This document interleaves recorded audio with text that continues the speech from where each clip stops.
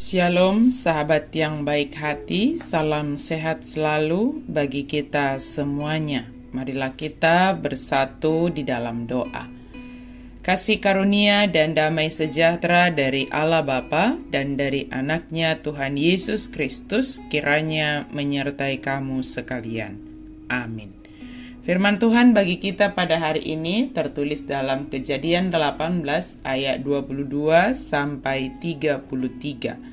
Kita baca secara lengkap di tempat kita masing-masing. Saya baca ayat 22 dan 20 sampai 24. Lalu orang-orang itu meninggalkan tempat itu dan berjalan ke Sodom, tetapi Abraham masih tetap berdiri di hadapan Tuhan. Abraham datang mendekat dan berkata, "Apakah engkau akan melenyapkan orang benar bersama orang fasik? Bagaimana kalau ada 50 orang benar dalam kota itu? Apakah engkau akan melenyapkan tempat itu dan tidak mengampuninya demi ke-50 orang benar yang ada di dalamnya?" Doa memohon keselamatan. Sahabat yang diberkati Tuhan, ketika kita membaca ayat ini dari ayat 22 hingga ke ayat 33, kita bisa melihat bahwa ayat ini sedang menunjukkan bagaimana Abraham menyampaikan doa syafaat kepada Tuhan demi keselamatan orang lain. Bahkan dalam permintaannya dia meminta dari 50, 45, 40, 30, 20, dan sampai 10. Dari ayat ini atau renungan kita hari ini, kita bisa meneladani Abraham. Berdoa syafaatlah bagi orang lain. Abraham tahu Sodom sangat berdosa dan layak mendapat hukuman Tuhan. Tetapi dia tidak bersukacita atas hukuman.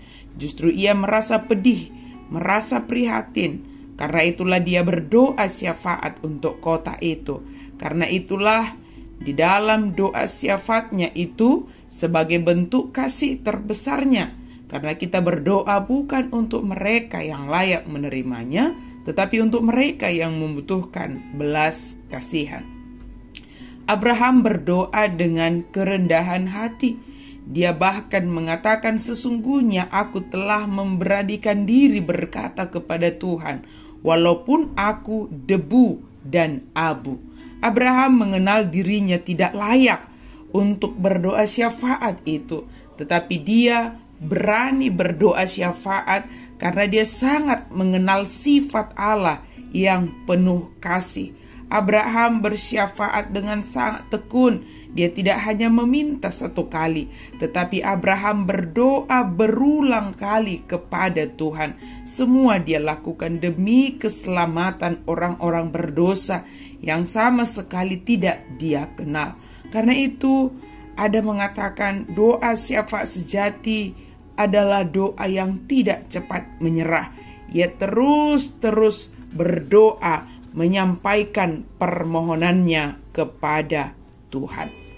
Pada zaman sekarang ini, seperti kita melihat apakah kita masih tetap bersyafaat di mana dunia penuh dengan kejahatan, dosa, penderitaan yang sudah layak untuk dibinasakan, tetapi Tuhan mencari orang yang mau berdiri, yang mau berdoa syafaat atas dunia ini, seperti yang dikatakan di Yehezkiel 22 ayat 30. Walau mereka sudah layak dihukum, dan walau kita tidak mengenal mereka secara pribadi, tetapi hendaknya kita mau berdoa syafaat untuk bangsa, masyarakat, dan untuk dunia ini. Hati seorang pendoa syafaat tidak cepat menghakimi, tetapi selalu tergerak oleh belas kasih. Pendoa syafaat adalah yang mau bertindak sebagai jembatan antara hati Allah dengan kebutuhan manusia. Karena itu, mengenal sifat Allah yang penuh kasih dan pengampunan sangat penting. Dia tidak meminta berdasarkan kebaikan Tuhan, tetapi dia memohon berdasarkan kasih Tuhan. Itulah yang dikatakan oleh Abraham. Sahabat yang diberkati oleh Tuhan, marilah kita mulai mengucapkan untuk memohon dalam doa syafaat kita. Berdoa syafaatlah untuk keluarga, berdoa syafaatlah bagi orang-orang yang ada di sekitar kita, pergumulan-pergumulan sesama kita. Bersyafaatlah bagi sahabat, bagi teman kerja, teman sepelayanan, orang di sekitarmu, tetangga, pemerintah, dan banyak hal yang bisa kita doakan, bahkan gereja dan juga para hamba-hambanya.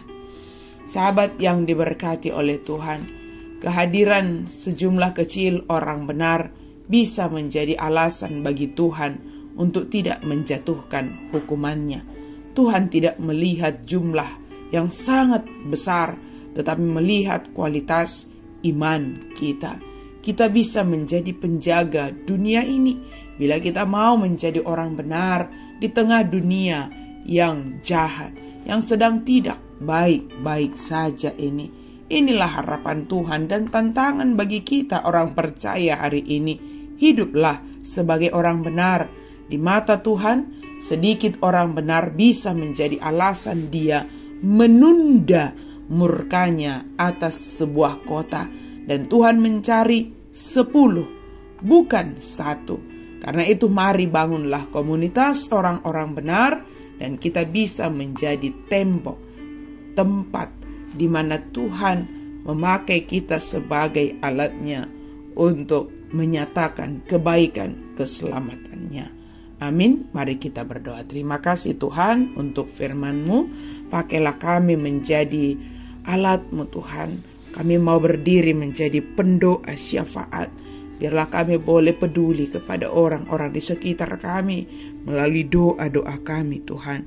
Dan biarlah kami boleh menjadi alat Tuhan untuk menyebarkan kebenaran sifat-sifat Tuhan bagi orang-orang di sekitar kami. Dalam nama Yesus kami berdoa dan bersyukur.